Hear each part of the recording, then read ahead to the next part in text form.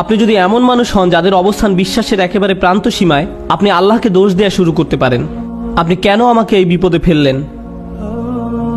অথবা এই বিপদের সময় আপনি আমাদের জীবনের সবচেয়ে শ্রেষ্ঠ সম্পত্তি অর্জন করতে পারি, আর সেটা হলো বিনম্রতা এবং আল্লাহর অধিক নিকটবর্তী হওয়া। এভাবে আত্মোপলব্ধি করা যে যখন আমি সুস্থ এবং সম্পদশালী ছিলাম, সবকিছু ঠিক ছিল, তখন আমি বুঝতে পারিনি যে তখন একজন আমাকে সবকিছু প্রদান করে যাচ্ছিলেন।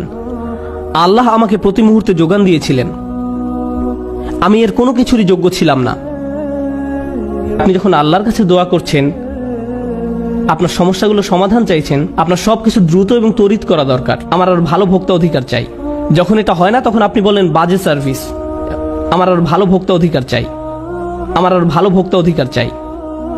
আপনার ভাবখানা তখন এমন হয়ে যায় যে আমি আল্লাহর কাছে আর কিছুই চাইবো না, কোনো অর্ডার দিব না। আপনি এখন ক্রেতার মতো সুবিধা পেতে চান, আর আপনি আল্লাহর কাছ থেকে মুখ ফিরিয়ে নেন এবং বলেন তিনি আমার কথা শুনছেন না, আমার সমস্যার সমাধান করছেন না।